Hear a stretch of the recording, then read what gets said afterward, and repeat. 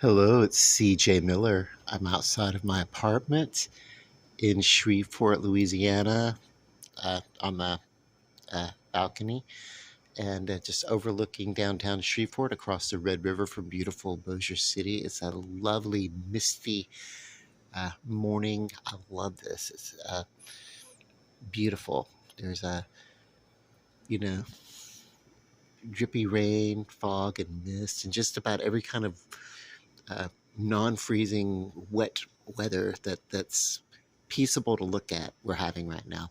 We've had a lot of rain this week, and then of course last week we closed down just basically for one day of ice. One day of falling ice, but we couldn't. It was below freezing, so the ice didn't melt for a few days. So yeah, look at this, how it's moving in, and kind of like even the Regent's Tower back there. Um, So yeah, downtown is across the Red River from beautiful Bossier City, Louisiana, and I bet the river looks wonderful. But yeah, we're not. I didn't come to talk about the weather. This is actually going to turn into a early morning food video. Well, early morning for most people. I am pretty much nocturnal, and so I started doing this, cooking this. Probably about 10:30ish or whatever. This is a potato and ground beef casserole. Lots of cheese. This is for the cheese lovers here. So, what I did was to take about, I want to say roughly 3 pounds of hamburger meat. I really can't say what the measurement is. It's just I when I do a ground round, I basically just chop it into portions that'll fit because they come in the long, you know, sausage type wrapper, but they're huge because I buy it in bulk. And what I do is I just like cut it down into what will fit inside of a gallon bag. So if you want to think in terms of volume, then think of maybe like half a gallon of hamburger meat. And then I browned it with a purple onion, uh, and threw in my seasonings, a little salt, little pepper. I actually don't think I added some salt, but it was like a salt blend, and I kind of went light with it. And then so garlic powder and then onion powder to help. Even though there's onion all the way through, a purple onion that's uh, chopped pretty fine.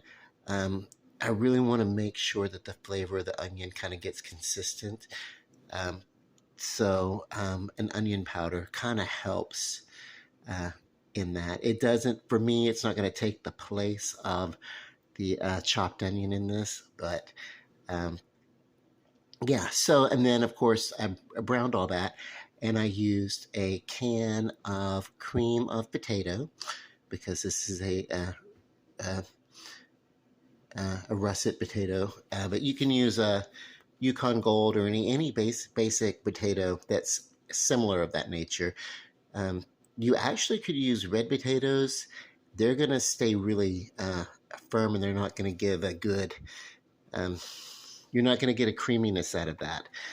They'll retain their shape, and they would actually get, um, you know, uh, in this case, a russet potato or a Yukon Gold or something is what I would recommend. And then pretty thin slices of potatoes, and I layered with the potato with slices of um, cheddar and Colby slices, and then I put layers of meat on top of that. And I actually think I put the potatoes down and then the meat, and then I put the slices of um, Colby cheddar uh, all the way around, and then I made about 2 or 3 layers of that. Uh, Topped it off with a layer of the potatoes, and then for the cheese topping, I used some shredded Havarti and some shredded smoked Gouda. because I have them on hand and they're great flavors. So this was not really a recipe that I was following a recipe card or anything like that. I just kind of like a, you know, very rustic style, just pulled it together. Now I put all this into the oven because it's in kind of a Dutch oven kind of thing, a pot, uh, and put it into the oven covered for really for about 2.5 hours. I want those potatoes to be really tender, and when it's in a large volume like this, it just takes longer to do that. And then you want to make sure everything gets really, really absorbed. And then if there was a little bit of oil floating around the top, so I siphoned off just pretty much most of that, and then that's when I put these shredded uh, cheeses to finish it off, and then I just kind of like let it sit and warm up in this pan, and so now it's great. And so I'm about to plate it up. We're gonna go eat it, or I'm gonna go eat it. So here we are. And let me just say that I hope that you will excuse me if you catch a glimpse of the rest of my table. It's kind of I've got like various things just kind of scattered about as I'm doing some organizing. This is one of the things that you can do with the meal like this when you feel like you need to do something. You get this prepped and you put it in your oven. And I did it for about 350, basically. And just because we're working with onions here, and what the onions did really, really well in the pan, but and they're not gonna really get caramelized outside of because I put them directly in the pan. If you want them caramelized, uh, put them in a little butter in the pan first and caramelize them. I diced them up. I didn't need to do that, but I wanted them real tender. I wanted these potatoes tender. Flavors are all throughout. You see how cheesy this is. Uh, the longer this sits, the thicker it gets. And also, this is one of these things where um, if you let it really, if you do it like this, like I did it in the pot, and then if I were to take that pot and put it in the fridge before I ate it, and then like if I had company coming or something like that in a few hours and then took it out, it would retain its shape. Uh, but as it is, this is kind of um, oh, almost just a reach in and grab it, rustic, goulashy Germany kind of thing. So I took a spaghetti, a pasta dipper, a pasta ladle that has, and I just reached in and I grabbed a couple of that, spoonfuls of that, and put it on the plate. Used a little cilantro as garnish, some of the steak seasoning I ground, some on it, and then as a side, I just folded up a tortilla because I think it looks really neat folded up like this. So actually, you can, if you do a thin spread of anything, you can fold a tortilla up and have it be like kind of stuffed inside of the tortilla, not like a traditional wrap, but more of a fold. Let me show you. Like I just, like a towel fold or something. Uh, so, let me just get into this. First, I want to let you know the tenderness of these russet potatoes after being in that. Of course, it's layered up, and I reached and I wanted to get some consistency, so I made sure to get some from the bottom of the pot all the way through the top. And that's really what the layers are about. It wasn't so much at that point of trying to create some sort of lasagna look. I just wanted to make sure that everything was blended thoroughly through, that when I took a bite, I was going to get some of all the flavor. Whereas if I had taken the potatoes and put them, if I had shepherd pie, God, my tongue twisting kind of thing. Maybe my dyslexia extends to my speaking. If I were to do a shepherd's pie of this, which typically uses lamb instead of hamburger meat, and I keep lamb around too, by the way. But if I were to layer it, do it in thick layers like then the flavors would be layered upon each other versus being consistent all the way through. So thin layers versus thick layers. And it wasn't because I was worried about presentation, because I knew that it was going to be very rustic on the plate. Uh, Even if I'm doing a video to show people, I really wasn't doing the video to show people. I was doing the video to eat. Uh, and so, yeah, I'm just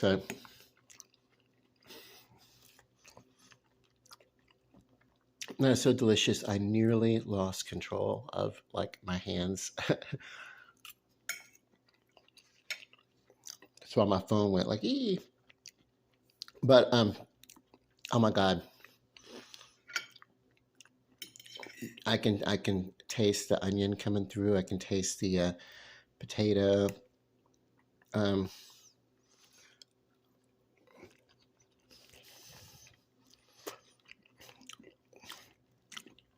it's not too salty.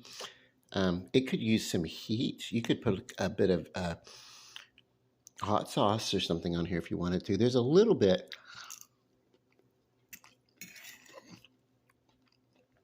There's a little bit of red pepper in here. But as far as a hamburger potato casserole goes, and that's essentially what this is, you can look it up online. You can get probably many more details in how to do something like this. But look at this. This is great. Um,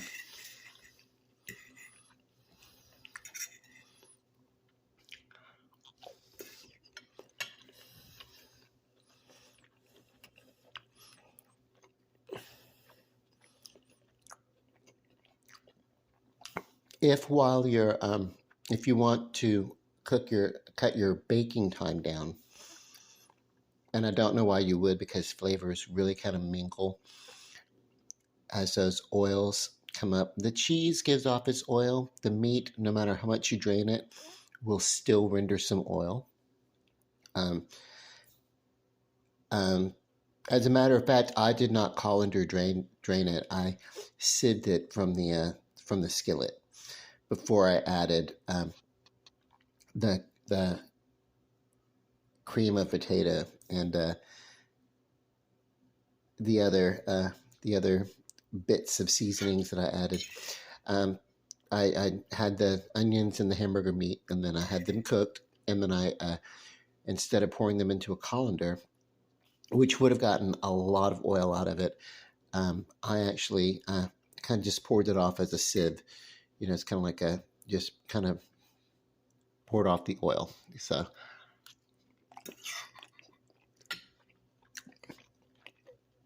because I wanted some of the natural flavors to stay from the meat. And if you rinse your meat, rinse the hamburger meat, for one thing, the force of the water would probably push it through. You'd lose a lot of the meat going through the colander, the holes in the colander and everything, and I didn't want to lose any of that, but also, um, you'd rinse away the flavor. So you certainly don't want to rinse. Even if you do drain the hamburger meat, don't rinse it, Okay, so look at this, bits of onion, cheese, everything. It's great.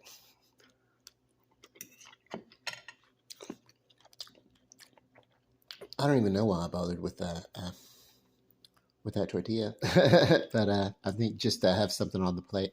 Okay, so I garnished it, by the way, with the cheese that I talked about, the Gouda cheese, and then a little bit of um, rolled and pinched cilantro, fresh cilantro.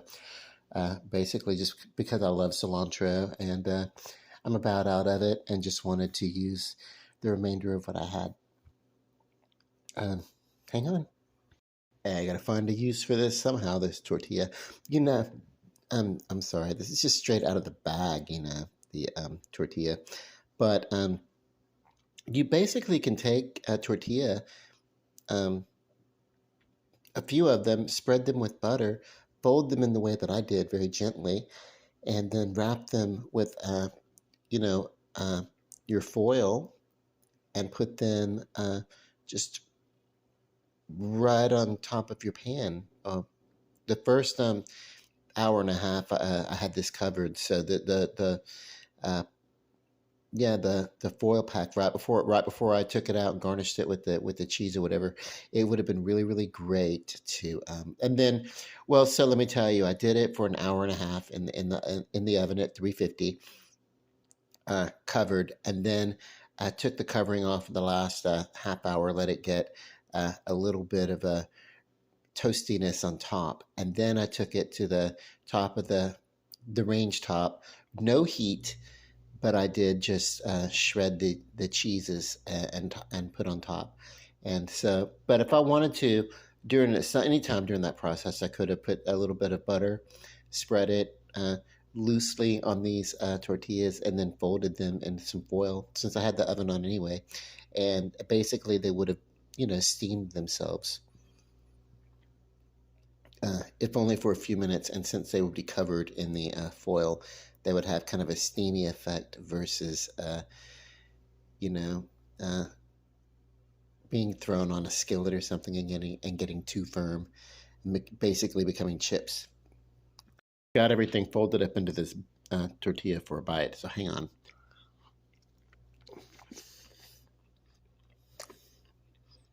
Mm. I mean, it's interesting. It's really good. It adds something. I could take or leave it. You know,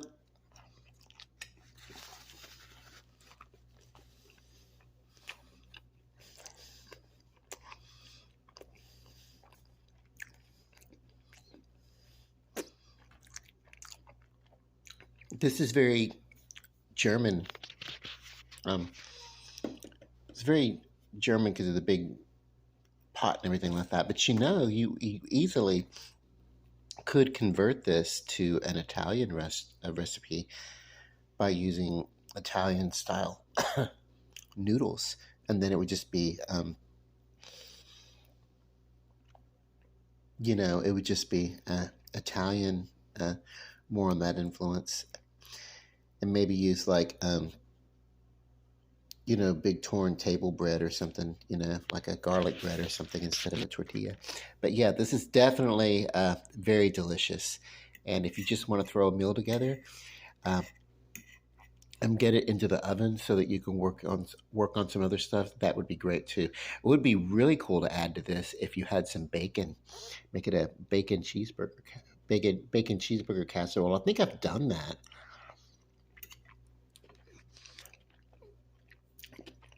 And have even made a video about it sometime last year, like early on in the year.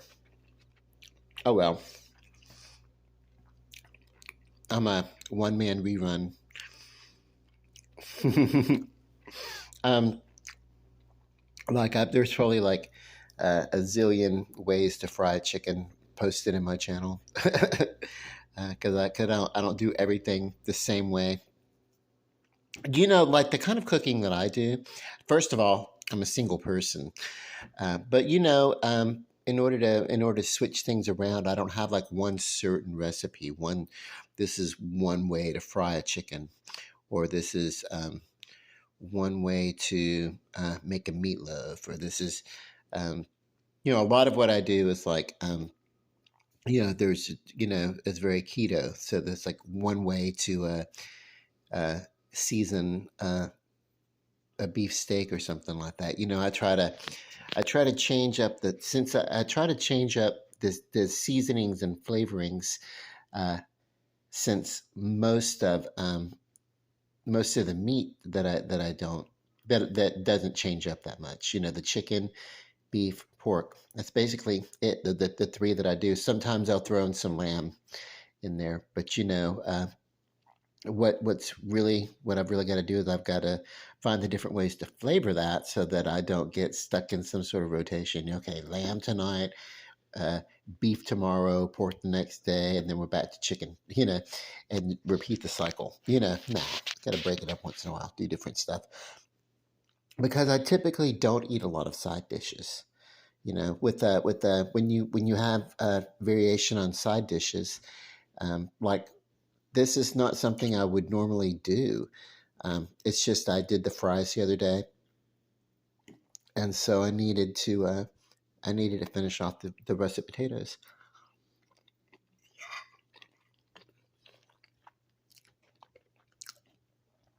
I normally just do potatoes. Like if I go out to dinner or something, I'll eat the side dishes. At home, I don't do a lot of that, but it's cool. It's very delicious. So I'm gonna say give this try if you haven't done it, give it a try. People do it sometimes with hash browns, or they'll do French fries, and make the casserole with a French fry, you know, or a tater tot or something. I don't know. Anyway, um, what do what do French people call French fries? Frita or whatever. So, what do they call tater tots? Hmm. Shredded potatoes. I don't know. Okay, so I love you guys. I will talk to you later. Peace, love and light. Bon appetit, and good night.